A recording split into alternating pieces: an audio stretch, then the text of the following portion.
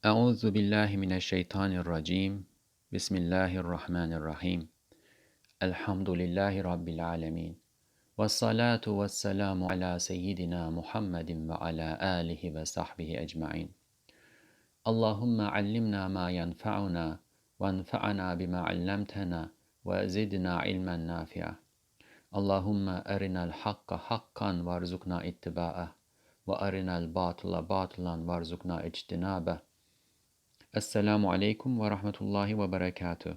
Welcome to the Reflections on the Risale-i Nur by Bediuzzaman Said Nursi podcast series. This is Mustafa Tuna.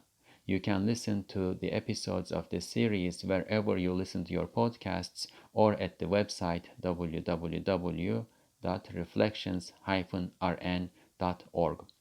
In this episode, inshallah, we will continue reading the 10th word. Those of you who have been following the series will remember that we began this treatise by reading a metaphorical representation. Two brothers, two friends find themselves in a paradise-like place in that representation. Everything is beautiful, utmostly beautiful. Everything is in perfect order. Everything seems to recognize one another and help one another. They are all brotherly. They are all helping each other. One of the brothers thinks, so much order, so much beauty, such an immense creation cannot be by itself. This must have an owner, and that owner must be in charge. And everything here are following his command. And they also see that things come and go. They don't stay in this place. So this brother who is fortunate and who sees what is going on here says, okay, we need to follow order, we need to submit ourselves to the owner of this place because everybody is moving on. There must be something else beyond here, and there the owner of this place must be meeting them and rewarding or punishing them according to what they do here. Now, everything is in perfect order and helping each other, but there are also some exceptional abusers. They steal, they infringe upon the rights of others. The other friend says, I don't see an owner. I don't think that this is the property of somebody who is in charge. He says, I think everybody is free to do what they want to do, and I don't see any reason why I should not get the rights of others either, whatever I wish. The fortunate and smarter brother says, look, you are wrong, and the way you are thinking will put yourself into trouble. Perhaps because I'm your friend, it may even put me in trouble. Let me explain to you what is going on here. And then the fortunate friend gives 12 reasons why there should be another realm beyond this paradise-like place, why there should be an owner of it, and why the owner is going to take everybody who is coming here and moving on to account. After this metaphorical representation, we read through an introduction in which Ustad Nursi told us the indications in this story. For instance, in that story, there was a aide-de-camp that the fortunate brother pointed out, who was telling the people, look, you will go somewhere. So there was the news, there was the information about moving on to somewhere too. And in the indication, Ustad Nursi tells us that indicates, that points to the Prophet Muhammad sallallahu alaihi wasallam.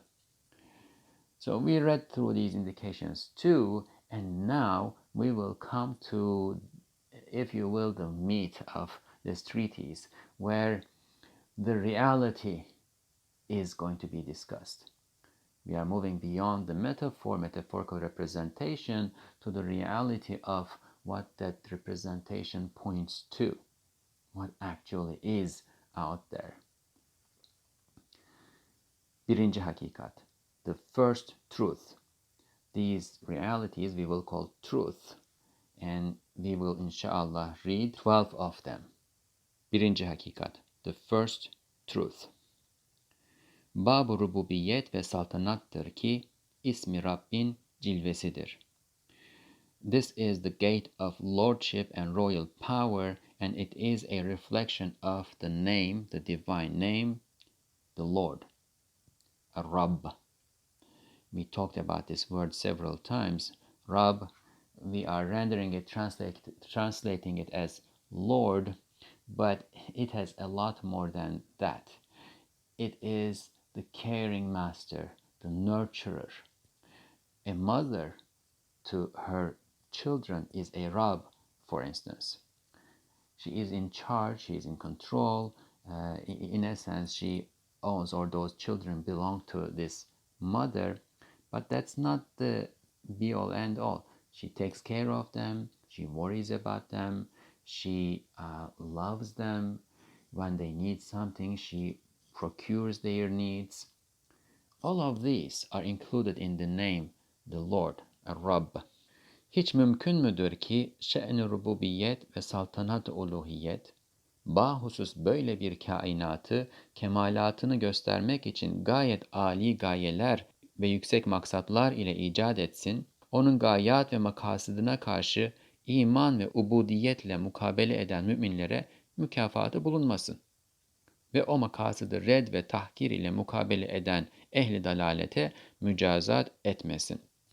Is it at all possible? So this is how Ustad Nursi is going to begin each of these truths. And we refer to it as the gate of lordship and royal power, because right before this, in the introduction, we had said that the truth, the verity of the hereafter and resurrection can be understood by looking at 12 realities, the truth of 12 realities. And each of those realities are like gates that we enter through. So each of these gates are gates through which we enter the realm of the reality of the hereafter, the verity of resurrection. These are gates that enable us to go through and understand that there is a hereafter, that resurrection, bodily resurrection importantly, is true. And then he is going to begin each of these truths by saying, is it at all possible? So this is a logical statement. We are going to eliminate what is not possible in order to reach to what is necessary. Is it at all possible that a lordship and a royal power of divinity? So we are going to look at what is possible and what is not possible for lordship and royal power. But this is a royal power and lordship that has created this entire cosmos. So it's not any lordship, it's not any royal power. This is the divine royal power. We are not talking about any worldly king. We are looking at the conduct of the lordship that we see around in the realm that we observe. And we are looking at the royal power of divinity that we observe in the universe. Is it at all possible that the honor of the conduct of lordship and the honor of the divine honor of the royal power that we observe around, how do we observe it? A royal power and lordship that has, especially one that has created, that has brought into existence such a cosmos, that has brought it into existence in order to show his perfections and for elevated, lofty purposes, for high objectives. He has created all of this. Is it at all possible that he will create this, a lordship and a royal power that will create this, and then it will not reward the believers who respond to it by believing its purposes and objectives and serving it with worshipful slavehood? Is it at all possible that one who has such power, such royalty, such lordship will create all of these for these lofty purposes and then will not reward those who serve in the way of fulfilling those lofty purposes? And also, is it all possible that that lordship and royal power will not punish those who reject and insult it, insult its purposes, reject and insult its objectives in a state of misguidance? Is it at all possible that that royal power and lordship will not reciprocate that rejection with punishment? Now, how do we understand this? When we think about royal power, it's one of the qualities of royal power that those who accept it and who follows its commands and who follows the order that this royal power ordains in the place and so on and so forth will be rewarded.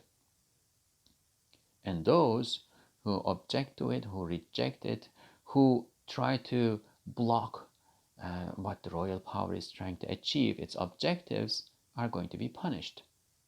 And when we look around in the universe, we do observe a royal power, a divine royal power, and a divine lordship.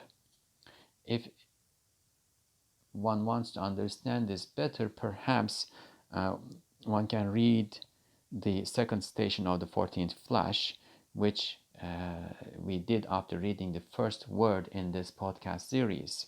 It was several episodes, but if you go there and listen to the second station of the 14th flash or read it from the Risale-i Nur directly, I think you would have a better understanding of what we are referring to when we talk about that lordship and royal power. Second truth. Bab-ı Kerem ve rahmettir ki Kerim ve Rahim isminin cilvesidir. This is the gate of munificence and mercy, and it is a reflection of the divine names, the munificent and the mercy giver. Hiç mümkün müdür ki gösterdiği asar ile nihayetsiz bir kerem ve nihayetsiz bir rahmet ve nihayetsiz bir izzet ve nihayetsiz bir gayret sahibi olan şu alemin Rabbi, kerem ve rahmetine layık, mükafat, izzet ve gayretine şayeste mücazatta bulunmasın. Now again we are entering this gate through the reflections of some of God's names. Here the names that we are focusing on are the munificent, Al-Karim, and the mercy giver, Ar-Rahim. Is it at all possible that the owner of the Lord of this realm, who has endless munificence, endless mercy, endless dignity, and endless ghaira, we talked about this word before, willingness, capacity, readiness of the possessor of rights to protect his or her rights. So we look around when we see that the owner of this realm, the Lord of this realm, has endless munificence. And we understand this, for instance, look at the apple worms, the fruit worms. They are born in their food, and they eat it, and they live there in the food. They are the most needy. Sometimes they don't even have eyes. They don't have the ability to look for food, but the munificent Lord, seeing their neediness, creates them in the food so that they have access to their food. He is the mercy giver. He sees their need and responds to it by providing what they need. Babies, for instance, they are born in the most needy state, but he puts this mercy in the hearts of their mothers and sometimes fathers, and they take care of the babies. He sends them milk. The babies cannot chew, the human babies. They don't have teeth, they cannot chew. He sends them pure nutrition in the form of milk. He has izzah, willingness and power to protect his rights. And ghaira is also similar. Ghaira is the willingness and readiness, and izzah refers to the power that comes with it too. How do we know this? For instance, if you think of trees, each species of tree has a certain average height, a certain average width, has a certain average extent of development. When it reaches that extent, it stops there because this is the right that has been given to that tree. And beyond that, other trees have their rights. Beyond that, other creatures have their rights. And the Lord, who is taking care of everything in this universe, as we look, we can see, has ordained an extent, a degree of rights to everything. And when they reach that degree, He stops them because He is protecting His laws, and also He's protecting the rights of His other creatures. He is the Lord of everything, everybody. So we are referring to a Lord who is utmostly munificent, utmostly merciful, has utmost dignity, izzah, and ghaira. Is it at all possible that He will not provide rewards that are worthy of His munificence and mercy, and He will not have punishment that befits His izzah, His dignity, and His ghaira, His protectiveness? Ardent protectiveness is a way sometimes that we translate the word gayre. Evet, şu dünya gidişatına bakılsa görülüyor ki en aciz, en zayıftan tut ta en kaviye kadar her canlıya layık bir rızık veriliyor. Yes, if you look at how things are happening, transpiring, moving on in this world, we see that from the most impotent, weakest to the most powerful, all living creatures are being provided with sustenance. Here we have a side note. Rızkı helal iktidar ile alınmadığına, belki iftikara binaen verildiğine delil-i kat'i, iktidarsız yavruların hüsnü maişeti ve muktedir canavarların dik-i maişeti. Hem zekavetsiz balıkların semizliği ve zekavetli, hileli tilki ve maymunun derdi maişetle vücutça zayıfliğidir. Demek rızık iktidar ve ihtiyar ile makusen mütenasiptir. Ne derece iktidar ve ihtiyarına güvense o derece derdi maişete müptela olur. Evidence that halal, permissible sustenance is not given in accordance with power, but rather in accordance with one's recognition of one's poverty. By poverty and the recognition of poverty is that a certain evidence, a definitive evidence for this is that the powerless babies are provided in such a beautiful way, and the powerful monsters, wild animals, are given their sustenance almost like it's squeezed out to them. The mindless, unintelligent fish are very fat, and the intelligent and cunning foxes and monkeys are spending their lives running after their sustenance. In that case, sustenance is inversely proportional with power and the ability to choose. It's inversely proportional with power and the ability to choose. To the extent that one depends on and relies on, trusts and relies on one's power and choices, to that extent one is going to be troubled with the difficulties of livelihood. And after this side note, we are continuing. En zayıf, en acize, en iyi rızk veriliyor. Those who have least power and those who are weakest are being given the best sustenance. Her dertliye ummadığı yerden derman yetiştiriliyor.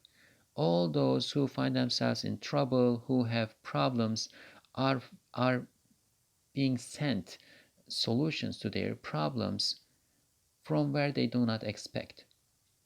Öyle ulvi bir keremle ziyafetler, ikramlar olunuyor ki nihayetsiz bir kerem eli içinde işlediğini bedaheten gösteriyor.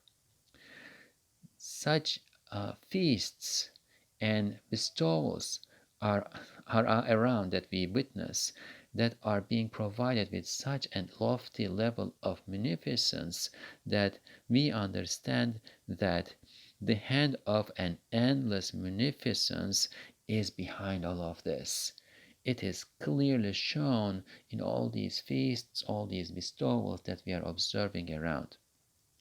Mesela bahar mevsiminde cennet hurileri ile giydirip, çiçek ve meyvelerin murassaatıyla süslendirip, hizmetkar ederek onların latif elleri olan dallarıyla çeşit çeşit en tatlı, en musanna meyveleri bize takdim etmek, hem zehirli bir sineğin eliyle şifalı en tatlı balı bize yedirmek, hem en güzel ve yumuşak bir libası elsiz bir böceğin eliyle bize giydirmek, hem rahmetin büyük bir hazinesini küçük bir çekirdek içinde bizim için saklamak, ne kadar cemil bir kerem, ne kadar latif bir rahmet eseri olduğu bedaheten anlaşılır.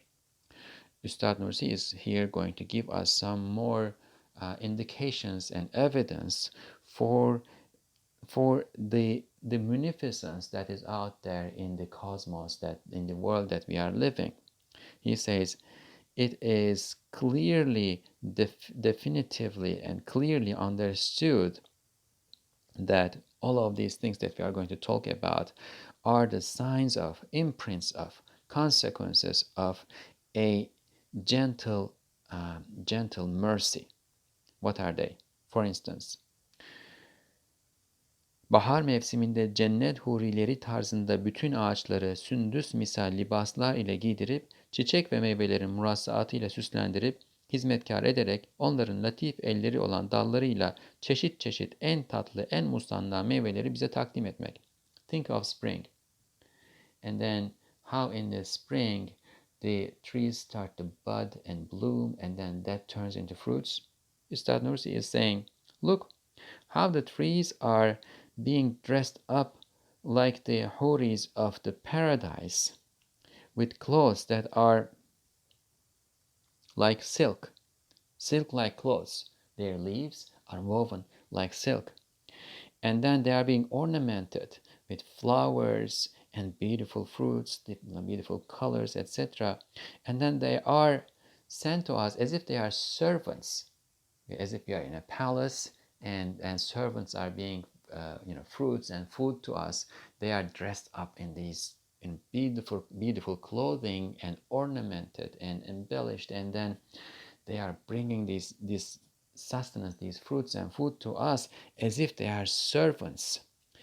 They are offering those foods, the fruits, with their gentle hands, which are their branches. So as if these are beautifully dressed servants, they are being dressed up in the spring and then extending their gentle hands, which are their branches, to us and offering us that food. So this is provision, but provision is taking place in a way that indicates munificence. The food is not just being thrown, on our faces. The gentle hands of the trees, which are their branches, are extending that food to us in this beautiful way. Çeşit çeşit en tatlı, en musanna meyveleri bize takdim etmek. They are offering us varieties of sweetest, most beautiful fruits.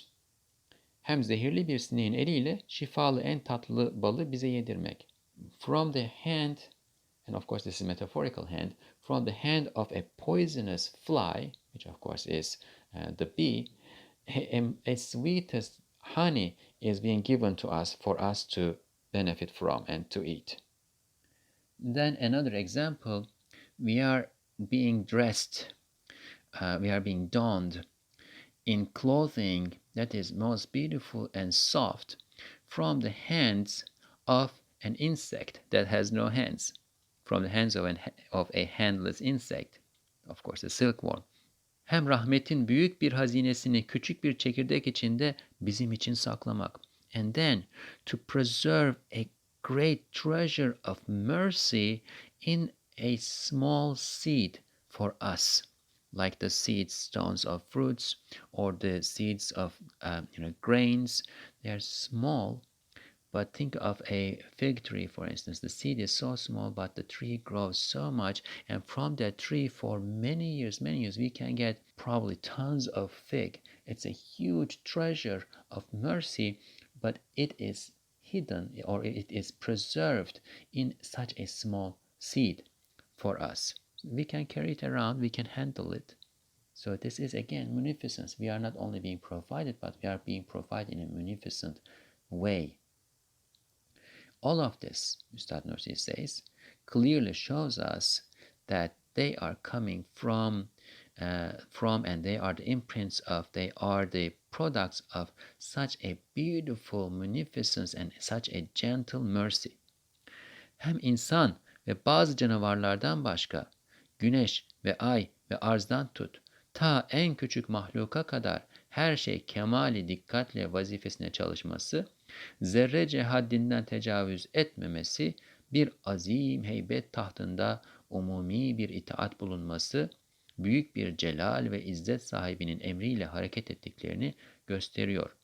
Moreover, it is shown to us that everything is moving under the command of someone who has great majesty and dignity.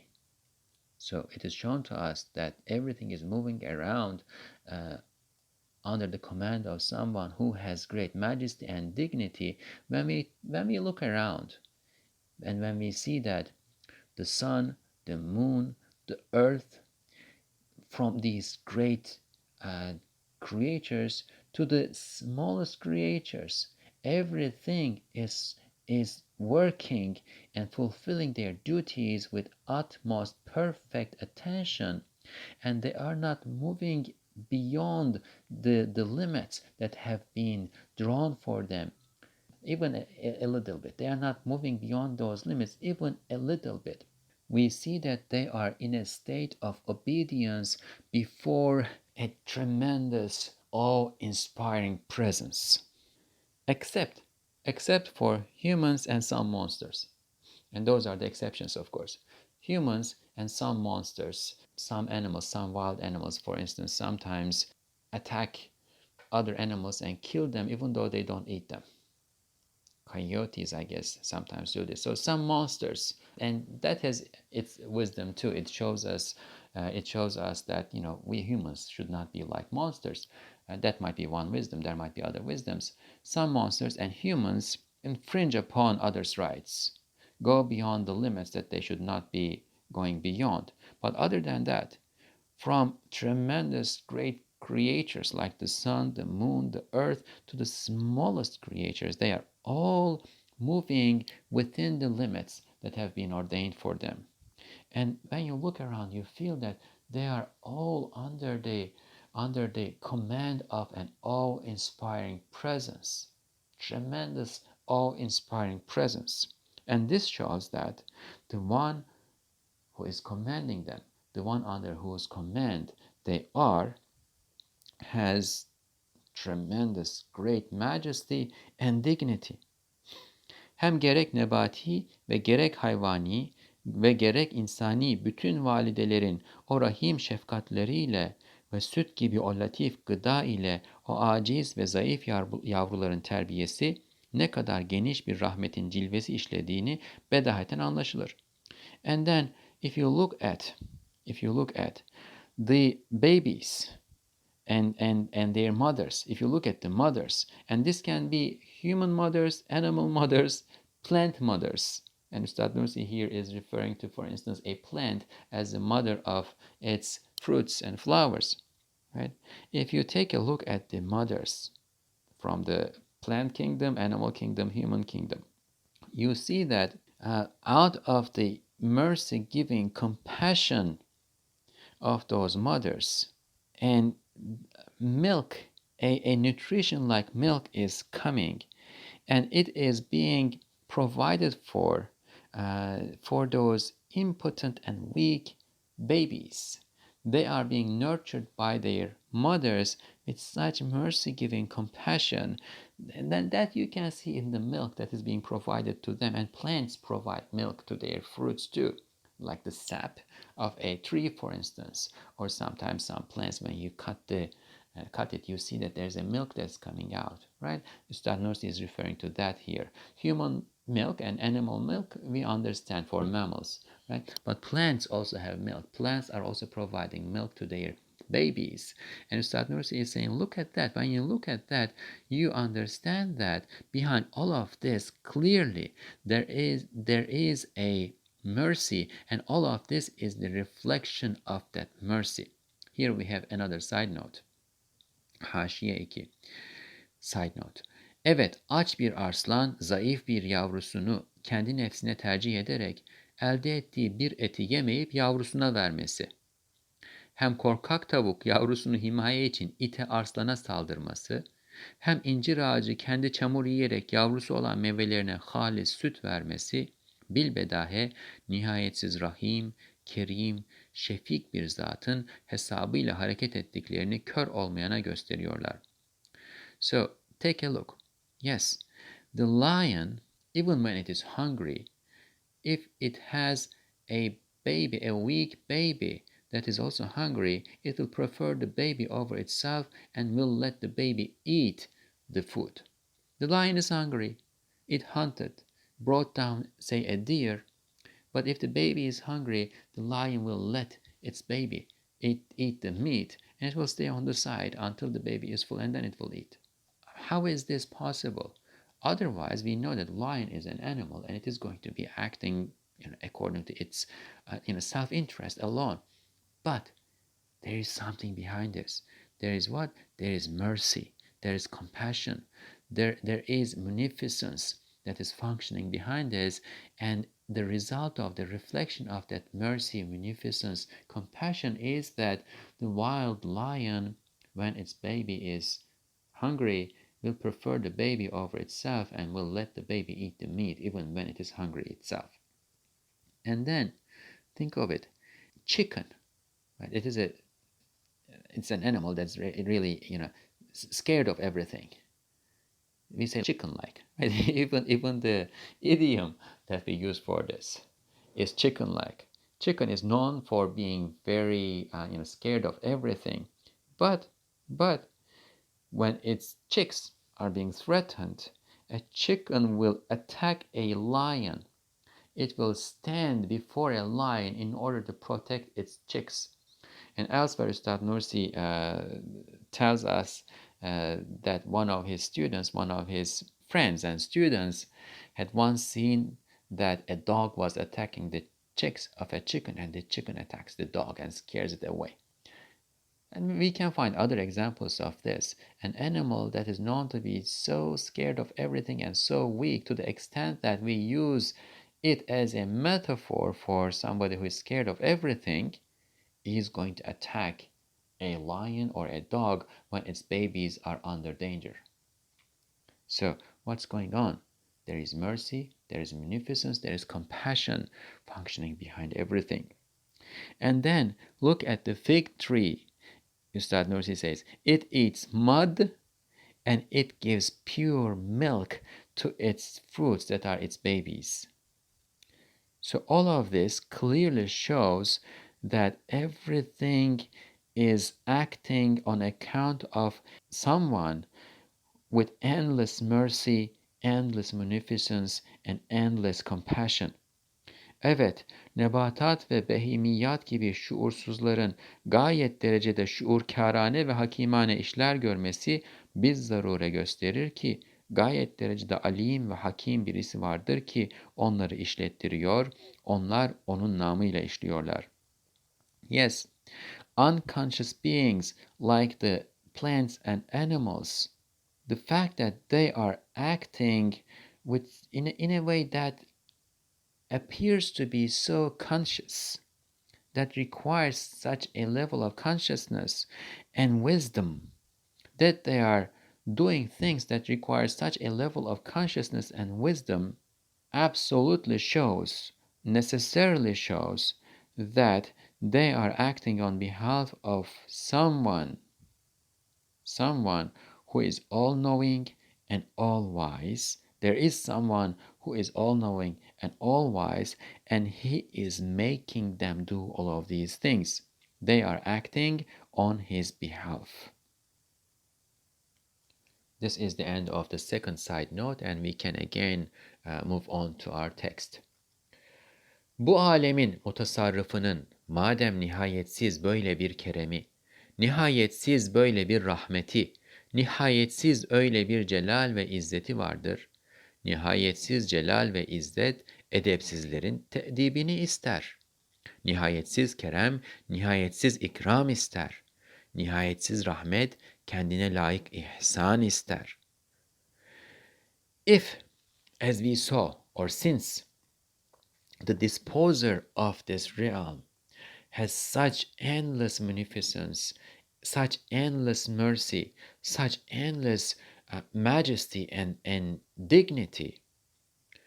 In that case, such endless dignity and majesty require or calls for that those who do not recognize its dignity and majesty, who are not respectful to it, who do not know their place before it and are discourteous to it, should be chastised, should be punished. Dignity and majesty like this, endless dignity and majesty, will not put up with such discourteous behavior. That dignity and majesty exists, and the owner of that dignity and majesty is majestic and has dignity, calls for the chastisement of those who do not know their place before it and are discourteous to it. Nihayetsiz kerem, nihayetsiz ikram ister. Endless munificence calls for endless bestowal. Nihayetsiz rahmet kendisine layık ihsan ister. Endless mercy calls for bounties and giving, bestowing, blessing in an endless way. Halbuki şu fani dünyada ve kısa ömürde denizden bir damla gibi milyonlar cüzden ancak bir cüzü yerleşir ve tecelli eder. Now that being said, that dignity and majesty calls for the chastisement of those who do not know their place before it and are discourteous to it, and such mercy and munificence calls for endless bestowing and endless bounties and endless giving. That being said, this temporal world, this short life that we have in this temporal world, is like a drop in a sea. It is not enough. It is not enough for what that mercy, dignity, munificence, and majesty call for. It is like one among millions of parts, one in a millionth, or one in many millions of the parts of that mercy and dignity and majesty and munificence that we are witnessing here. What can fit here and what is manifest here is only a small part. It's like a drop in the sea. Demek o kereme layık ve o rahmete şayeste bir dar-ı saadet olacaktır. In that case, there will come an abode of felicity that will be befitting that munificence, and that becomes that mercy. There will be a land of felicity that is going to be what that munificence and what that mercy call for. Yoksa gündüzü ışığıyla dolduran güneşin vücudunu inkar etmek gibi bu görünen rahmetin vücudunu inkar etmek lazım gelir. Otherwise, we will have to deny, reject the existence of this visible mercy in the way one might reject the existence of the sun in a bright day as the lights of the sun fills the day. Çünkü bir daha dönmemek üzere zeval ise şefkati musibete, muhabbeti hırkate ve nimeti nikmete ve aklı meş'um bir alete ve lezzeti eleme kalbettirmekle hakikati rahmetin intifası lazım gelir. Otherwise, if the reality was that things came to this world and then disappeared, and they were annihilated uh, without return, in order not to be brought back. So when they were, if they were annihilated and that was the end of it, this would require, this would mean that mercy is just a balloon that's going to deflate. That would mean the deflation of that mercy, and it would why? Because it would turn compassion into tribulation. And we will work on this, inshallah. We will go over this. It would turn love into a burning desire. It would turn blessings into a great punishment. It would turn intellect into a vexing instrument. And it would turn delight into pain. What does that mean? Imagine a mother who has utmost compassion for her baby, but the baby grows up and dies. Even if the mother died before the baby, if the mother were to think, my baby will disappear, we will be annihilated, there is nothing after this. The moment that I am in now, this compassion that I have this baby is only for this moment, and perhaps 2 days later the baby will die, and that the baby will just disintegrate into molecules and become soil and whatnot. If you tell this to a mother, imagine what a tribulation that compassion that the mother has for the baby is going to become. That compassion will be a source of pain for the mother and a tribulation. Because if you have compassion for something, you want it to continue to exist. You want it to not be in pain. You want it to be there forever. So what a difference is it for a mother to think that her baby is going to go to paradise and she is going to be there with the baby forever, and for another mother to think that her baby is going to die and rot and disintegrate and turn into molecules and matter only. What a difference is that? Love. If we love something, we want it to continue. But if we know that what we love is doomed to disintegrate and become annihilated, what does that love become? It becomes a burning desire, and a desire, an attraction. Love is an attraction, right? It becomes an attraction that is doomed not to be fulfilled, and it starts burning the one who loves. It turns blessings into a great punishment, because in the blessing there will be the knowledge that that blessing will come to an end, and the knowledge of the blessing coming to an end will turn it into punishment, because you won't be able to enjoy it anymore. You will be thinking about its end. It will turn the intellect into a vexing instrument. The intellect is an instrument. It allows us to measure things, to relate things, and etc. But then the intellect will keep telling you, there is no end to this. This is all vain. This is not going anywhere. And that is going to be a vexing sound in your mind. And it will turn delight into pain. Same thing as blessings here. You won't be able to enjoy anything to its full capacity. Every enjoyment, every delight will be momentary, and as you enjoy it, you will know that it is going to come to an end, and it will leave behind the memory of the delight that you will not be able to experience any longer.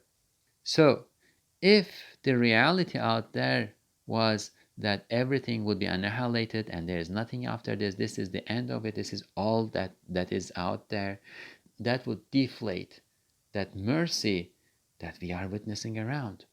Because mercy will not turn compassion into tribulation, love into a burning attraction and desire, blessing into great punishment, the intellect into a vexing instrument, and delight into pain. Mercy will not do that.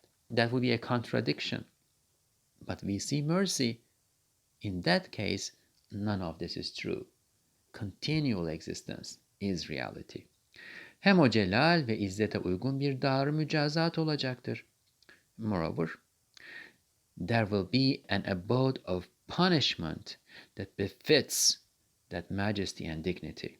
Now, we first said that there will be an abode of reward that befits that mercy and munificence. Now we are saying there will also be an abode of punishment that befits that dignity and majesty.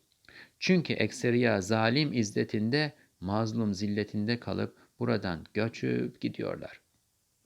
Because usually, in most cases, the oppressors are moving on from this land, and the oppressed are moving on from this land, but the oppressors preserve their dignity. In most cases, they preserve their dignity. They are not punished.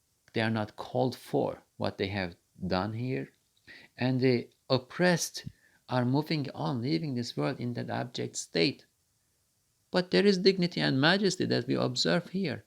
And what that calls for, that dignity, that izzah especially, calls for the possessor of dignity, possessor of izzah, to protect the rights of those who are subordinate to him. And all of us are his slaves. But many of us, the oppressed among us, are moving on, dying and moving on in that abject state. So again, this is a contradiction. There must be an abode where he is going to set everything right. He is going to get the right of the oppressed from the oppressor. He is going to punish the oppressor and reward the oppressed in a way that the oppressed will say, "Oh Lord, I'm happy, I'm satisfied. Thank you." Demek bir mahkeme-i kübraya bırakılıyor, tehir ediliyor. In that case, this is being left to a great court in the future. This is not being taken care of here, because here the courts are small. The courts here take care of small affairs, but such affairs as what we see around, the oppression and the abject state in which the oppressed are living here, that means that this is being left for a great court. In the future, it is being delayed. Yoksa bakılmıyor değil. Otherwise, this does not mean that they are not being attended to. They are being attended to. Bazen dünyada dahi ceza verir. Sometimes he even gives punishments in this world. Kurun-u salifede cereyan eden asi ve mütemerrid kavimlere gelen azaplar gösteriyor ki insan başıboş değil, bir celal ve gayret sillesine her vakit maruzdur. Sometimes he punishes in this world too. The punishments that were sent to the rebellious and obstinate peoples in the earlier ages of humanity, those punishments that were sent to them show that humans are not left alone, and they are on the risk of receiving the slap of majesty and gayra, ardent protectiveness, at any time. Evet, hiç mümkün müdür ki insan umum mevcudat içinde ehemmiyetli bir vazifesi, ehemmiyetli bir istidadı olsun da insanın Rabbi de insana bu kadar muntazam masnuatıyla kendini tanıtırsa, mukabilinde insan iman ile onu tanımazsa, hem bu kadar rahmetin süslü meyveleriyle kendini sevdirse, mukabilinde insan ibadetle kendini ona sevdirmese, hem bu kadar bu türlü nimetleriyle muhabbet ve rahmetini ona gösterse, mukabilinde insan şükür ve hamle ona hürmet etmese, cezasız kalsın, başıboş bırakılsın, o izzet, gayret sahibi Zat-ı Zülcelal bir dar-ı mücazat hazırlamasın. Yes, is it at all possible that human beings will be created among all creatures in the entire creation with such important, significant duties and with such significant aptitudes, and then his Lord will make himself known to the human being with his proportionate, orderly artifacts, the signs that he puts in the creation, and in return for that, human beings, will not recognize him with faith. And then God will, his Lord will make himself beloved. He make himself beloved to the human beings. He will endear himself with all these beautiful ornamented fruits, and in return, man is not going to endear himself to his Lord with worship. And then his Lord is going to show his love and mercy to humans with all these variety of blessings, and in return, humans, men, will not going to show his respect to his Lord with gratitude and praise.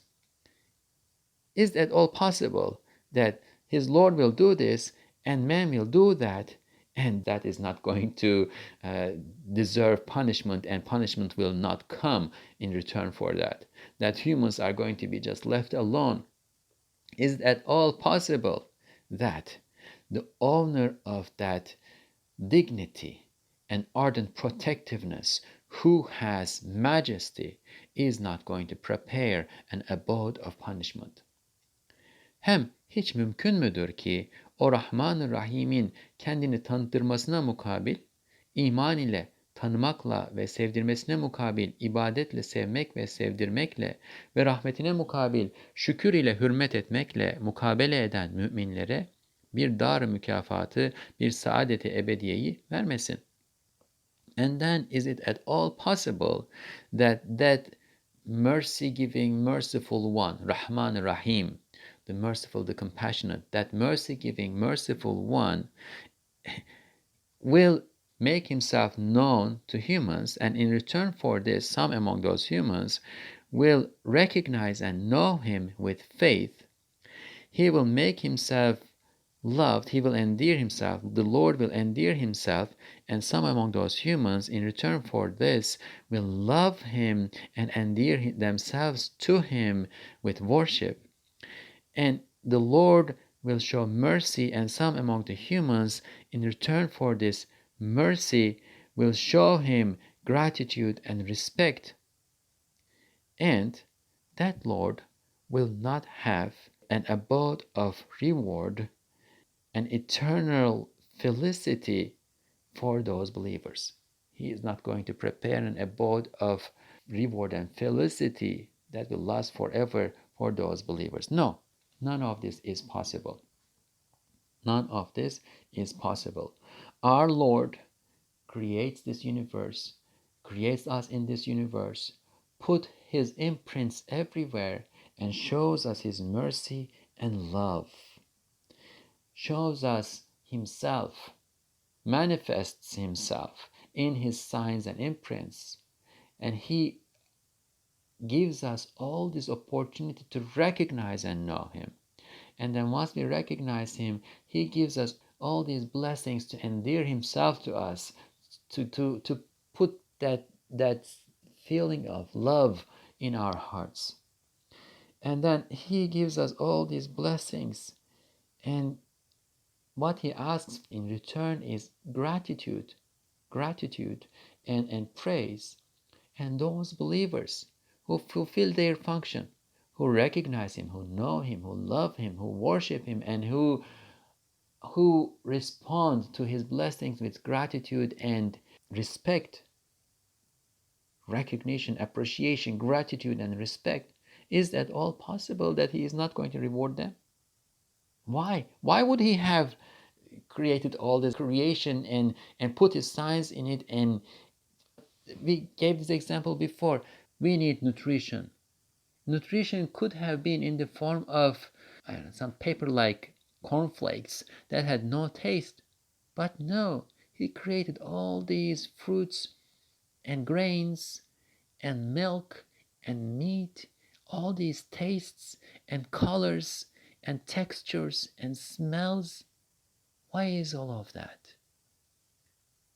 Nutrition cannot be the only purpose of this. He is showing himself to us, and he is also endearing himself to us. He is showing his love to us, and that love calls for our love to him. But if he has such mercy, if he loves us so much, is that all possible that this will be the be all end all? Can it be possible that He will give us all this love for Himself and He is not going to give us the opportunity to be with Him? Is it at all possible that He is going to turn that love into a burning desire that has no end? Is it at all possible that He will give this attraction to us? He will attract us to Himself with such force and power, but then He will just stop us on the way and repel us and not give us His countenance and the manifestation of His names and conducts and attributes in the perfect utmost form at the level of perfection and forever in paradise. Is that all possible? And is it at all possible that He will approach us with such love and gentleness and munificence, and He will bless us with so many blessings, and then some among us are going to be so insolent to even reject His existence and consider His blessings just booty, will not know their place before Him? Is that all possible that He will not prepare an abode of punishment for them? That doesn't sound reasonable. It doesn't make sense. What makes sense is that yes, He has an abode of punishment and an abode of reward, and we will all go there, inshallah. Inshallah, we will go to the abode of reward. We will all see them, and inshallah, we will all go to His abode of reward to stay forever in the company of His righteous slaves, His messengers and prophets, and our messenger, the Prophet sallallahu alaihi wasallam. May He give us Prophet Muhammad's, His beloved's companionship sallallahu alaihi wasallam in the paradise. May He give us the opportunity to witness His countenance. May He put us in His paradise and elevate our levels in there, so that we can see, witness, and appreciate Him, His attributes, His names as they manifest at the level of perfection.